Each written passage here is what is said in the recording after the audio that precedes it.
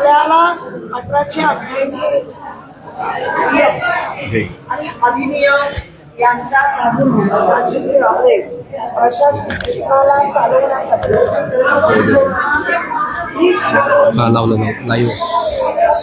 असतो आणि ते म्हणजे जी आमची आयुध आहेत सगळ्यांची, विरोधी पक्षाची किंवा सभागृह नेत्याची, प्रत्येक नगरसेवकाच्या ही सगळी आयुध आहेत.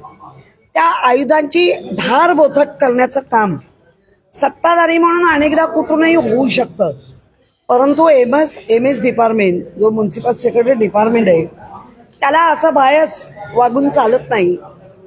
ते म्हणजे कंटिन्यू खाली मान घालून बसतात, जसं एखाद्या महाभारतात जे घडत चाललेलं,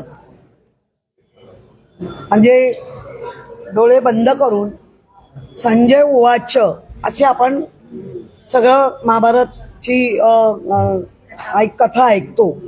तर संजय उवाच कोण, हा पण आम्हाला आता प्रश्न आहे.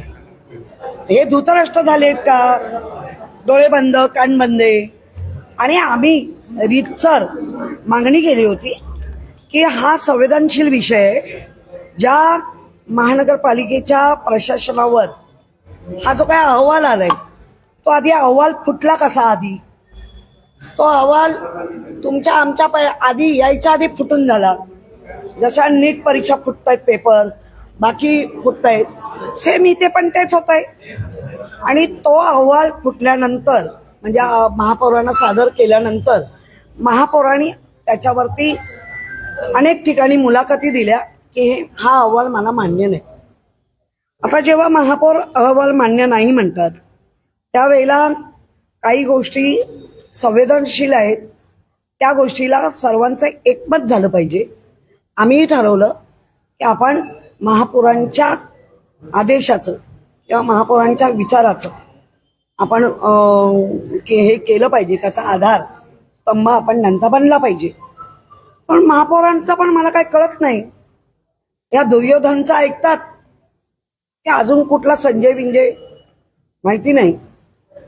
त्यामुळे मला वाटतं संवेदनशील जी होती विषयाची त्याची धारच बोथट करून टाकली आणि प्रशासनावर काही चाबूक दिसला नाही. तिथे अर्जंट बिझनेस दिसला. तिथे स्थायी समितीमध्ये जे कॉन्ट्रॅक्टरांचे जे पास झालेत, जे स्थायी समितीमध्ये काही सदस्य बसून पास करतात ते सगळ्या सदस्यांना माहिती नसतं आणि त्याच्यासाठी पण आवाज उठवला तर तोही आम्हाला उठवू दिला नाही स्थायी समितीतल्या काही विषयांवर. मग ते विषय तुम्ही घेतले नाही पाहिजे होते कॉन्ट्रॅक्टरांचे. तुम्ही युबी ज्याला अर्जंट बिझनेस, तुम्ही बघा 31-33 माझ्याकडे कदाचित तो पेपर असेल, हे बिझनेस एनवडच्या रस्त्याच्या कॉन्ट्रॅक्टरांचे. एनवड कोणाचा आहे? एनवडमध्ये नगरसेवक कोण आहेत? त्याला तुम्ही प्राधान्य देता. आम्ही सांगत होतो आज युबी घेऊ नका, आज संवेदनशील विषय. या संवेदनशील विषयावर प्रशासनावर चाबूक करायचा आहे तर तुम्ही हे विषय घेऊ नका. का घेतले?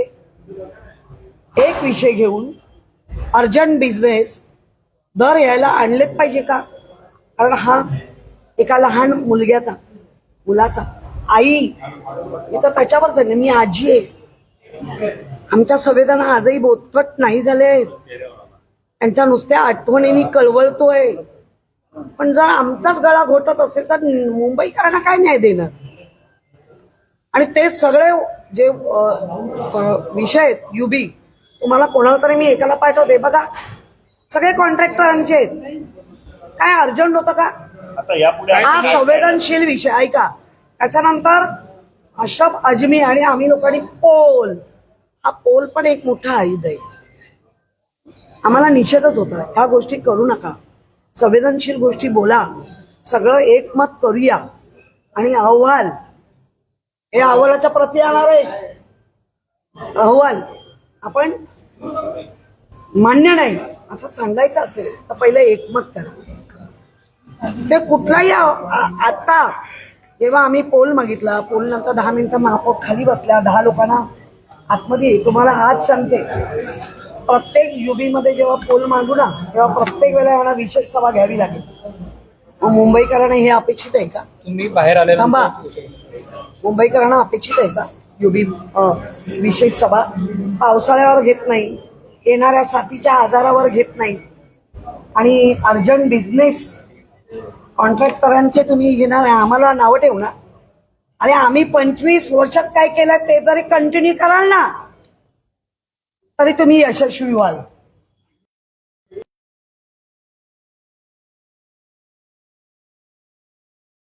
तुमच्या नजरेत हा जो आहे ना फोन, त्याच्यामध्ये तुम्हाला कळेल की लोकांच्या प्रतिक्रिया काय आहे. त्यामुळे मला असं वाटतं आज तो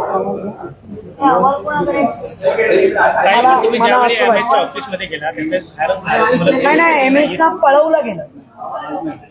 एमएस असा पळून जाऊ शकत नाही. एमएस ला आम्ही शोधतोय आता पण ते मागितलंय. पण एमएस ला आम्ही शोधतोय आणि आज तुमच्या समोर आम्ही दाखवतोय. हा जो अहवाल आहे तुमच्याकडे ऑलरेडी आलाय.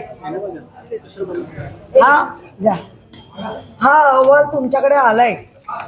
या अहवालाचा सर्व सभागृहात एकमत झालं असतं आणि कुठलाही बिझनेस न घेता महापौरांनी सभागृह चालवलं असतं तर मला वाटतं हे अतिशय निंदनीय काम जर होत असेल, कोणाचं संवेदनशीलतेवरती लगेच पहिलं सभागृह लागायला पाहिजे होतं, ते लावलं नाही.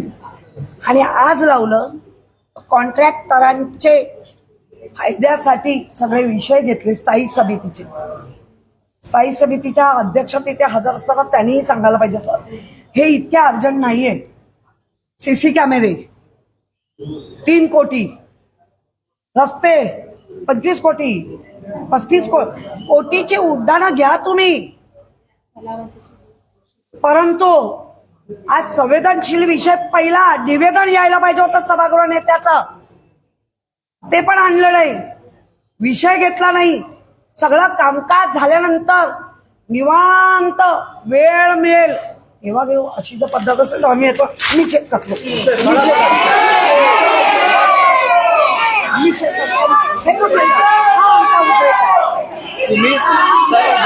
तुम्ही बाहेर आल्यानंतर ह्या विषयावर चर्चा पुढे करण्यात आली. तुम्ही बाहेर आल्यानंतर या विषयावर चर्चा करण्यात आली.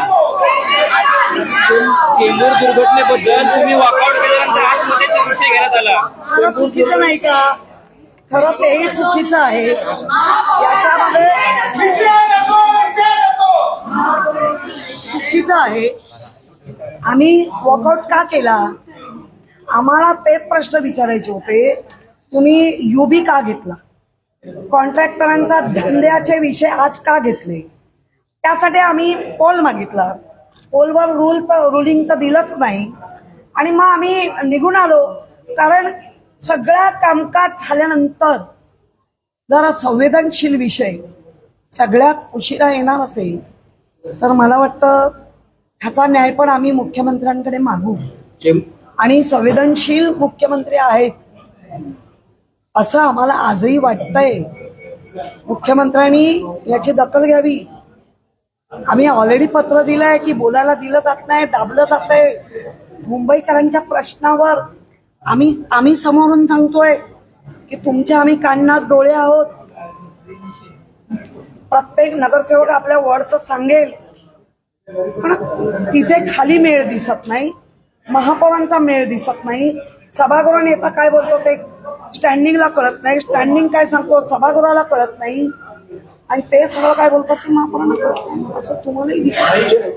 चेंबूर दुर्घटनेवरती भावनिक या ठिकाणी वातावरण केलं जातं आणि दुसरीकडे असे बिझनेस जे प्रस्ताव आणले जातात आणि पुन्हा महापौर म्हणतात की हा जो चेंबूर दुर्घटना अहवाल आहे तो पुन्हा एकदा आणला जाईल असं. मुळात प्रशासनाने तुमचं पाणी जोखलं. तुम्ही विरोधी पक्षाचा जेव्हा आवाज दाबता तेव्हा चुकीच्या मार्गाने प्रशासन आरूढ होतं आणि मग इथे चालतं ते भारूड होतं.